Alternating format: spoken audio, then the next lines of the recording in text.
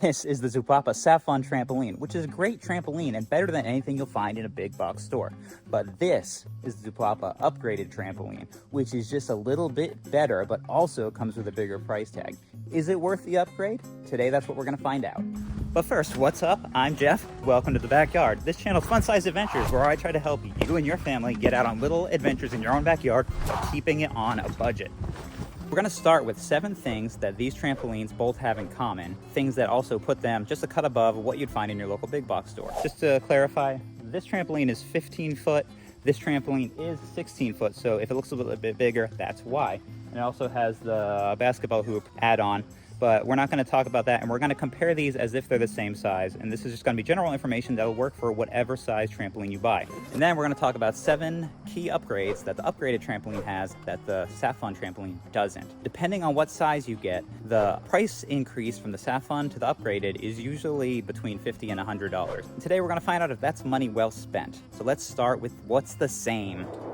They both have frames that are made of thicker metal than your typical trampoline poles, making them sturdier and less likely to bend under any circumstances. Both trampolines have a heavy-duty bouncing mat. Both trampolines have 12 extra springs than other brands' trampolines of the same size, making there be less stress on each spring and also giving you a better bounce. Both trampolines have exactly the same ladder and shoe pad at the bottom. Both trampolines have the no-gap design, where the spring cover is sewn directly to the bouncing surface, meaning you're not gonna get your toes or fingers through there into the spring. It also means the enclosure net is pushed back about an extra foot all the way around, giving you just more space and also a good padded place for kids who aren't currently jumping to sit off to the side while they admire their friends' moves. Both trampolines have several features that help it stand up to the elements, including hot-dipped galvanized steel, which will help this not rust ever. If it was any more rust-proof, it wouldn't be metal. As well as other high-quality materials that will help this stand up to the hot weather, the cold weather, the rain, and those damaging rays from the sun. You know, that guy up there burning me. Both trampolines have a static weight limit of up to 1,500 pounds, as well as a dynamic weight limit of about 425 pounds, which means when people are bouncing around, that's what dynamic means. Which is good for me, because even though I didn't get back down on my summer body this year, I'm still not that heavy. You might be wondering, why does Jeff have 2 trampolines in his yard? Well, that's because over the past couple years, Zupapa has actually sent me these to film footage for them, but that is not what this footage is. I'm making this video all on my own. This is all my opinion, not scripted by them. So that's all the things that are the same that you'll get whatever trampoline you purchase. As you can see, even the less expensive Saffun trampoline is still a great trampoline. But now we're gonna see if a little bit of extra cost it would take to get to the upgraded trampoline is worth it. The upgraded trampoline has legs that slope out, making the trampoline more stable, as well as the bottom of the legs are flat, making contact with the ground the entire way. So this trampoline's not going anywhere.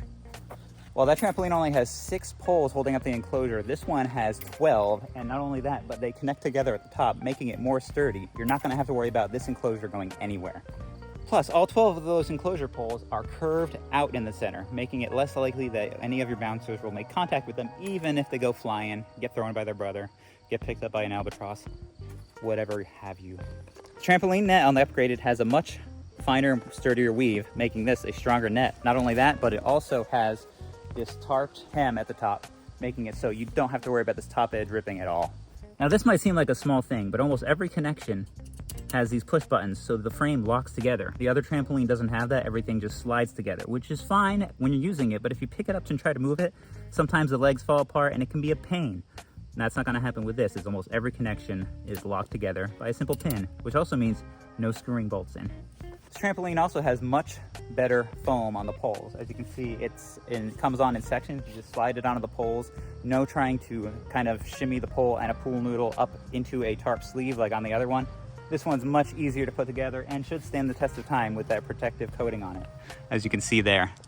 This is another one that doesn't seem like much, but see how the top of the enclosure net is attached here to this tarp on the reinforced hem that I mentioned earlier. The tarp goes over, it's clipped in place, way overkill, and it's like that all the way around, which will make it super strong. There's no one pressure point that all the weight is hanging from if somebody is to jump up and hang from this. Also, when it comes time to take your trampoline down, if you live in a harsh winter climate like I do here in Maine, you want to take this off, all you'd have to do is undo these clips, undo a few clips under the rim, and pack it up. It's gone. It's not going to decay in the winter if that's what you choose to do.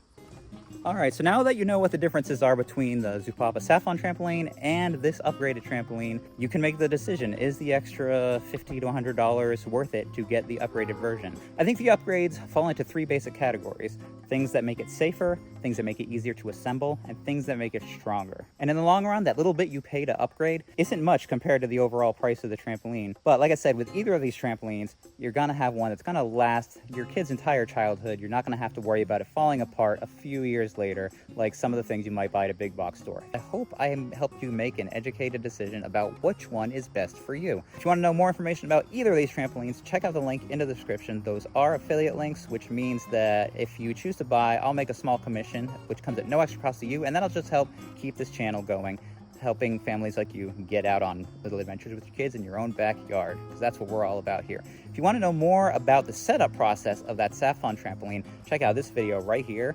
It's from last fall, where I set that trampoline up and I tell you my initial thoughts and just an overall instruction of the process. See you over in that video. Until next time, get out there with your kids in your backyard, do some trampoline bouncing if that's what you want to do, and have a fun-sized adventure of your own. See ya.